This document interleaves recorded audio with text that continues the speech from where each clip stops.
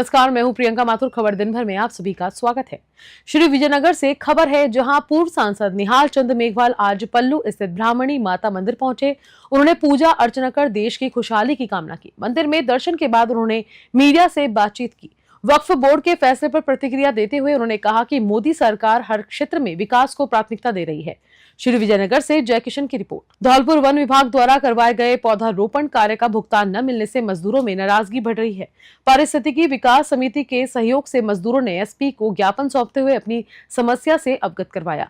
मजदूरों के अनुसार वन विभाग ने उन्हें 33 स्थानों पर पौधारोपण का कार्य सौंपा था, जिसे उन्होंने समय पर पूरा कर दिया। इस कार्य की निगरानी वन विभाग के अधिकारी देवराज और रणवीर कर रहे थे, लेकिन जनवरी 2025 में दोनों को निलंबित कर दिया गया। अपनी मेहनत की मजदूरी न मिलने से परेशान मजदूरों ने अब एसपी से न्याय की गुहार लगाई है और जल्द ही जल्द भुगतान कराने की मांग की। धौलपुर से संजय कसाना की रिपोर्ट। ये हमारे साथ लेबर है, हमने काम किया था वन विभाग पर, तो उसमें गार्ड देवराज जी और फॉरेस्टर रणवीर जी थे। तो 1 अप्रैल 2024 से काम किया था और अभी तक काम चल रहा है। हमारा पेमेंट अभी तक नहीं हुआ है, थोड़ा सा पेमेंट बीच में दिया था, वो पेमेंट दे दिया है। अब इन दोनों को सस्पेंड कर दिया, रणवीर को और देवराज जी को। उनकी जगह पर एक लज्जा नाम का फॉरेस्टर उसको लगा दिया है, और वो लज्जा फर्जी अध्यक्षों के साइन करके और फर्जी लेबर बना के पेमेंट को उठा रहा है, और हमारी लेबर को पेमेंट नहीं मिल पा रहा है। हमारी लेबर को पेमेंट दिलवाना चाहिए। जाके बारां जिले में तैनात उप वन संरक्षक यानी कि डीएफओ अनिल यादव का रवैया सरकारी नियमों को ठेंगा दिखाने वाला नजर आ रहा है। अप डाउन की सुविधा के बावजूद अनिल यादव नियमित रूप से कार्यालय नहीं आते। स्थानीय सूत्रों और पत्रकारों के अनुसार अक्सर अप डाउन करते हैं, जिससे वे कार्यालय में महीने के अधिकांश दिन अनुपस्थित रहते हैं। स्थिति यह है कि वे हाजिरी रजिस्टर में नियमित रूप से हस्ताक्षर तक नहीं करते। बारां जिला कलेक्टर के आदेशों की धज्जियां उड़ाई जा रही है। राजनीतिक संरक्षण प्राप्त होने के कारण प्रशासन भी इस मामले में कोई ठोस कार्रवाई करने से बचता नजर आ रहा है। क्या डबल इंजन की सरकार अधिकारी के इस प्रकार के गैर जिम्मेदाराना रवैये पर कोई सख्त कदम उठाएगा, ये तो आने वाला वक्त ही बताएगा। बारां से हरीश शर्मा की खास रिपोर्ट। बांदीकुई के आदर्श विद्या मंदिर मुख्य शाखा में विश्व हिंदू परिषद के प्रखंड द्वारा भव्य श्री राम जन्मोत्सव कार्यक्रम का आयोजन किया गया। इस कार्यक्रम के मुख्य वक्ता केंद्रीय सह संगठन महामंत्री विनायक राव देशपांडे ने प्रभु श्री राम के आदर्शों पर चलने का आह्वान किया। उन्होंने कहा कि समाज में कई कुरीतियां और देश विरोधी ताकतें हैं, जो जाति, ऊंच नीच और क्षेत्रवाद के नाम पर समाज को तोड़ने की कोशिश कर रही हैं। हमें राम के आदर्शों से प्रेरणा लेकर समाज को एकजुट रखना होगा। उन्होंने परिवारों में बढ़ रही विघटन की प्रवृत्ति और वृद्धाश्रमों की बढ़ती संख्या पर चिंता जताई। बांदीकुई से देवेंद्र शर्मा की रिपोर्ट। पूर्व खनन मंत्री प्रमोद जैन भाया ने सीताबाड़ी धाम से कोटरागढ़ धाम तक पदयात्रा का शुभारंभ किया, जिसमें सैकड़ों की तादाद में महिला पुरुष शामिल हुए। पदयात्रा प्रातः 10 बजे प्रारंभ हुई। पदयात्रा का केलवाड़ा एवं समरनिया में कई समाज के लोगों ने पुष्प वर्षा कर एवं शरबत पिलाकर स्वागत किया। पदयात्रा में पूर्व मंत्री प्रमोद जैन भाया के समक्ष भाजपा सरकार के कुशासन से प्रताड़ित होकर शेखर वैष्णव, अनिल भार्गव, गिरिराज जंगम, राकेश गौड़ एवं अन्य लोगों ने कांग्रेस ज्वाइन की। बारां से हरीश शर्मा की रिपोर्ट। तारानगर के अपर जिला एवं सेशन न्यायाधीश संतोष कुमार मीणा ने एक 10 साल पुराने एनडीपीएस मामले में हरियाणा के आरोपी बलजीत सिंह व जगसीर को 14-14 साल की सजा सुनाकर जेल भेजा एवं 1.5 लाख रुपए के अर्थदंड से दंडित किया। सरकार की ओर से पैरवी कर रहे अपर लोक अभियोजक पंकज कुमार स्वामी ने बताया कि 10 साल पहले तारानगर पुलिस ने साहवा सड़क पर 2 क्विंटल डोडा पोस्त चुराकर 2 आरोपियों को गिरफ्तार किया था। पुलिस ने एनडीपीएस एक्ट एवं आईपीसी की विभिन्न धाराओं में कोर्ट में चालान पेश किया था। तारानगर से बुद्धराम वर्मा की रिपोर्ट। एनडीपीएस के एक प्रकरण में अपर जिला सेशन न्यायाधीश महोदय श्री संतोष कुमार जी मीणा ने मुलजिमान बलजीत व जंगसीर को 14-14 वर्ष के कठोर कारावास व 1.5 लाख रुपए के अर्थदंड से दंडित किया है। उक्त प्रकरण में पुलिस थाना तारानगर ने सावा रोड पर मुलजिमान की इनोवा गाड़ी से 2 क्विंटल डोडा पोस्ट चूरा बरामद किया था।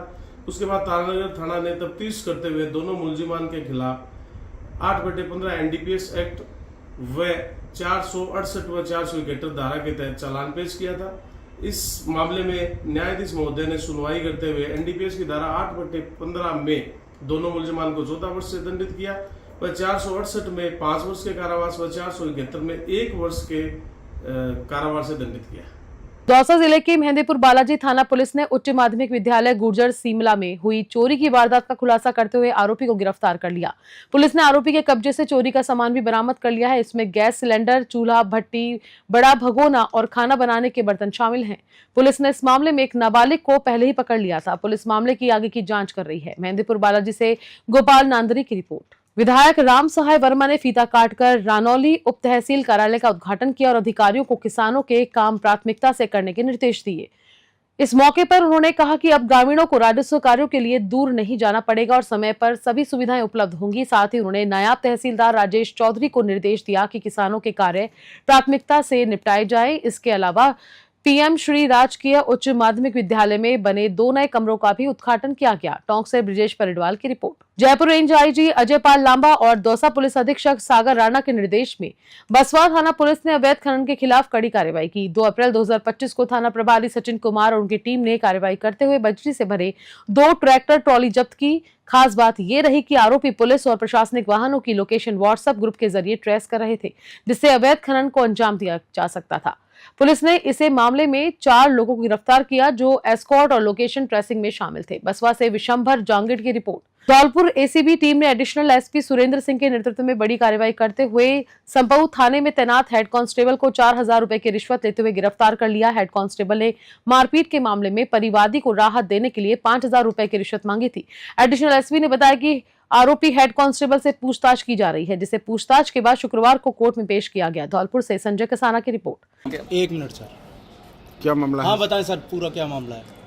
परवादी द्वारा एक लिखित शिकायत एसीबी चौकी धौलपुर पर दी गई थी कि उसके व परिजनों के खिलाफ दर्ज मुकदमे में की गई मदद एवं तंग परेशान नहीं करने के एवज में हेड कांस्टेबल कृष्ण मुरारी 5000 रुपये की रिश्वत मांग रहा है, जिसका गोपनीय सत्यापन कराया गया था, जिस पर उसके द्वारा परवादी द्वारा निवेदन करने पर 4000 रुपये रिश्वत लेने के लिए वो सहमत हुआ था, जिसके अनुसरण में आज कार्रवाई करते हुए हेड कांस्टेबल कृष्ण मुरारी को रिश्वत लेते हुए रंगे हाथ गिरफ्तार किया गया।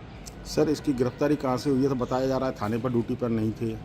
ये थाने पर ड्यूटी पर नहीं थे, ये रहना वाली माता मंदिर के मेला ड्यूटी में थे, लेकिन आज साक्ष हेतु बसेड़ी जाना बताया गया था और बसेड़ी साक्ष से वापस अपने घर गडरपुरा काली माता मंदिर के पास आए थे।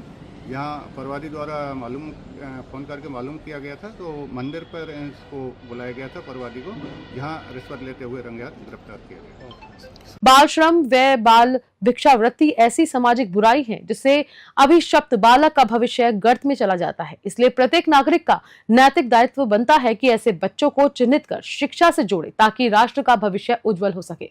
ये बात CWC bench magistrate Jitendra Goyal ने पल्लू मां ब्रह्मणी मेले में निरीक्षण के दौरान कही। गोयल ने मेला परिसर में भिक्षावृत्ति कर रहे बच्चों एवं उनके अभिभावकों को बच्चों से भिक्षावृत्ति न कराने हेतु समझाइश की। वहीं मेले में दुकानों पर बच्चों से बाल श्रम न कराने बाबत पाबंद किया गया। लगभग 1 दर्जन बच्चों को बाल श्रम व भिक्षावृत्ति से मुक्त कराया गया। पल्लू से विनोद चौधरी की रिपोर्ट। हनुमानगढ़ जिले के नौहर कस्बे में उस समय हड़कंप मच गया जब सोती रोड स्थित टायर फैक्ट्री में भीषण आग लग गई। आग इतनी तेज थी कि उसकी लपटें दूर दूर तक दिखाई दी और आसमान में काले धुएं के गुबार उठने लगे। फैक्ट्री में बड़ी संख्या में पुराने टायर रखे थे, जिससे आग ने विकराल रूप धारण कर लिया। मौके पर दमकल विभाग की कई गाड़ियां और पानी के टैंकर आग बुझाने में जुट गए। नौहर और भादरा की दमकलों की मदद से 4 घंटे की कड़ी मशक्कत के बाद आग पर काबू पाया जा सका। आग की भयावहता को देखते हुए हजारों की संख्या में स्थानीय नागरिक और ग्रामीण घटनास्थल पर एकत्रित हो गए। वहीं सोशल मीडिया पर आग की खबर तेजी से फैल रही है, जिससे पूरे क्षेत्र में हड़कंप मच गया। इस आगजनी में टायर पकाने वाली मशीन पूरी तरह जलकर खाक हो गई और हजारों टायर जलकर राख हो गए। नौहर से सेठी गोदारा की रिपोर्ट। अखिल राजस्थान राज्य कर्मचारी संयुक्त महासंघ एकीकृत ने वेतन विसंगति सहित 17 सूत्रीय मांगों को लेकर राज्य भर में प्रदर्शन किया और गुरुवार को महासंघ के धौलपुर जिला अध्यक्ष प्रभात शर्मा के नेतृत्व में मुख्यमंत्री व मुख्य सचिव के नाम जिला कलेक्टर को ज्ञापन सौंपा। महासंघ के पदाधिकारियों ने कहा कि मुख्यमंत्री विजयलाल शर्मा ने वेतन विसंगति दूर करने का भरोसा दिया था, लेकिन कमेटी की रिपोर्ट के बावजूद कोई समाधान नहीं हुआ, जिससे कर्मचारियों खुद को ठगा महसूस कर रहे हैं। धौलपुर से संजय कसाना की रिपोर्ट। आमजन की समस्याओं के समाधान के लिए नागौर जिला कलेक्टर अरुण कुमार पुरोहित द्वारा गुरुवार को जायल पंचायत समिति के खियाला ग्राम पंचायत में समस्या के समाधान के लिए ग्राम पंचायत स्तरीय जनसुनवाई का आयोजन किया गया। जनसुनवाई में 27 परिवाद प्राप्त हुए, जिनमें से 5 परिवाद मौके पर ही समाधान कर शेष परिवेदनाओं को संपर्क पोर्टल पर दर्ज कर समाधान के लिए संबंधित विभागीय अधिकारियों को निर्देश दिए गए। इस मौके पर जिला कलेक्टर ने कहा कि अधिकारी संवेदनशील होकर आमजन की समस्याओं का समाधान कर उन्हें राहत प्रदान कर सके। जायल से रमेश जाजड़ा की रिपोर्ट। बसवा में पीडब्ल्यूडी द्वारा स्वीकृत सीसी रोड का निर्माण कार्य जो आधे से ज्यादा पूरा हो चुका था, उसे राजकीय उच्च माध्यमिक विद्यालय के प्रधानाध्यापक द्वारा रोक दिया गया। बताया जा रहा है कि विद्यालय की फील्ड की जमीन को लेकर विवाद उठा है, जिससे निर्माण कार्य ठप पड़ गया है। स्थानीय लोगों का कहना है कि पूर्व विधायक GR खटारा ने इस जमीन का पहले ही तहसीलदार से पैमाइश कराकर कुछ निर्माण कार्य करवा दिया था, लेकिन अब विद्यालय प्रशासन के हस्तक्षेप के कारण सड़क का निर्माण अधर में लटक गया है। इसको लेकर लोगों ने उपखंड अधिकारी बसवा को ज्ञापन सौंपा और जल्द से जल्द समाधान निकालकर सड़क निर्माण पूरा करने का मांग की गई। बसवा से विशंबर जांगिड़ की रिपोर्ट। सिगरा स्थित एडीजे कोर्ट कैंपस में बुनियादी सुविधाओं की कमी से अधिवक्ताओं और आगंतुकों को काफी परेशानी उठानी पड़ रही है। खासतौर पर महिलाओं के लिए सुलभ शौचालय की कोई व्यवस्था नहीं है, जिससे उन्हें खुले में जाने को मजबूर होना पड़ता है। बार एसोसिएशन अध्यक्ष अमर सिंह गुर्जर ने बताया कि कोर्ट परिसर में न तो शौचालय की सुविधा है और न ही पार्किंग की। इसकी शिकायत कई बार नगर पालिका और प्रशासन से की गई है, लेकिन नगर पालिका ईओ का चार्ज देख रहे उपखंड अधिकारी डॉक्टर नवनीत कुमार का कहना है कि बजट की कमी के चलते शौचालय निर्माण संभव नहीं है। मेहंदीपुर बालाजी से गोपाल नांदरी की रिपोर्ट। सर क्या नाम है आपका? अमर सिंह एडवोकेट, बार प्रेसिडेंट सिकराय जी। तो आपके क्या समस्या है अभी कोर्ट में? सर हमारे यहाँ पे एडीजे कोर्ट कैंपस सिकराय में पार्किंग और सुलभ शौचालय का अभाव है। इस संबंध में हमने नगर पालिका के ईओ का चार्ज इस वक्त एसडीएम सिकराय के पास में है, उनसे भी इस संबंध में हमने मौखिक रूप से कई बार चर्चा की है। बाकी आज दिन तक इस पर कोई नतीजा नहीं निकला। यहाँ पे पक्षकार आते हैं, पुलिस कर्मचारी आते हैं, महिलाएं आती हैं, महिला पुलिसकर्मी आते हैं, तो अक्सर उन्हें खुले में शौच के लिए जाना पड़ता है। ये इस वक्त हमारे यहाँ पे सबसे बड़ी समस्या है। एसडीएम से आप कितनी बार बात कर चुके इस मामले में? 2 से 3 बार मैं बात कर चुका हूँ। तो उसमें आपको क्या आश्वासन देते हैं? उन्होंने कहा कि मैं नगर पालिका का एक कर्मचारी भेजा था, उसने कहा कि हमारे पास इतना बजट नहीं है अभी फिलहाल। बजट के लिए बजट नहीं है, बजट का अभाव के कारण नहीं बना पाएंगे अभी 15 दिन। बसवा उपखंड क्षेत्र की कोलाना जावली का बाढ़ और झरवालों की ढाणी ग्राम पंचायतों में उपखंड अधिकारी रेखा मीणा ने जनसुनवाई कर ग्रामीणों की समस्याएं सुनी और मौके पर ही समाधान के निर्देश दिए। साथ ही सरकारी कर्मचारियों को समय पर काम पूरा करने की सख्त हिदायत दी। उन्होंने कर्मचारियों को ईमानदारी और तत्परता से कार्य करने की हिदायत दी ताकि ग्रामीणों को किसी प्रकार की समस्या न हो। स्थानीय लोगों का कहना है कि उपखंड अधिकारी रेखा मीणा अपने काम को पूरी निष्ठा और जज्बे के साथ करती है और उनकी कार्यशैली से क्षेत्र में प्रशासनिक व्यवस्था मजबूत हो रही है। ग्रामीणों ने उनकी सक्रियता की सराहना करते हुए सलाम किया। बसवा से गुमान मीणा की रिपोर्ट।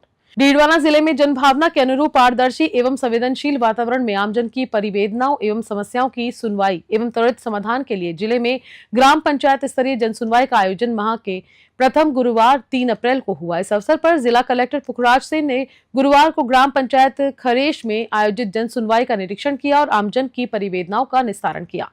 इस दौरान जनसुनवाई में आमजन की विभिन्न समस्याओं से संबंधित 14 परिवाद प्राप्त हुए, जिनके शीघ्र निस्तारण के लिए जिला कलेक्टर ने संबंधित विभागीय अधिकारियों एवं कार्मिकों को निर्देश दिए। डीडवाना से गुलाब नबी आजाद की रिपोर्ट।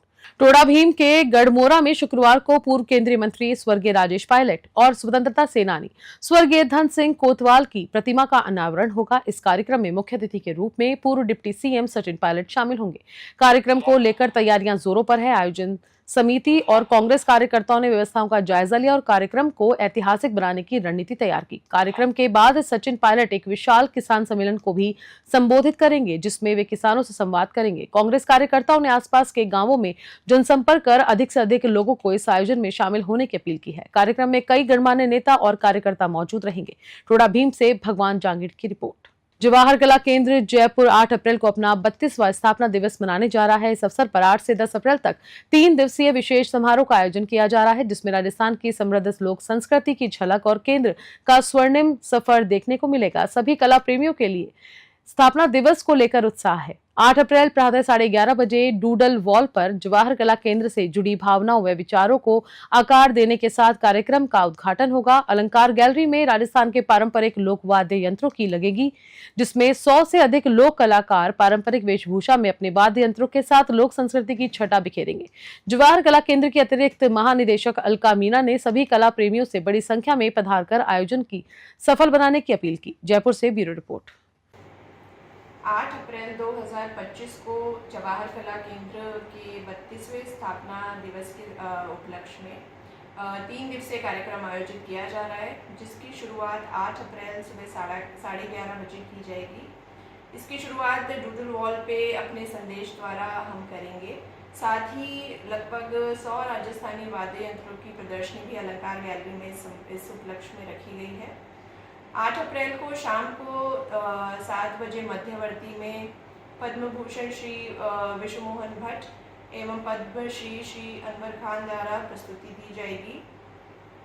9 अप्रैल को शाम 7 बजे मध्यवर्ती में इन्हीं जो वाद्य यंत्र के साथ जो लोक कलाकार हैं उनके द्वारा एक संयुक्त प्रस्तुति दी जाएगी। इसी के साथ सुरेख एवं सुकृति गैलरी में जवाहर कला केंद्र से संबंधित एक प्रदर्शनी भी आयोजित की गई है, जो सुबह 11 से शाम 6 बजे तक रहेगी। तो मेरा जवाहर कला केंद्र की ओर से आप सभी को निमंत्रण है कि आप इस आयोजन में शामिल होएं व जवाहर कला केंद्र को सहयोग करें। धन्यवाद। बुलेटिन में फिलहाल इतना ही। मैं लेती हूँ इजाजत। नमस्कार।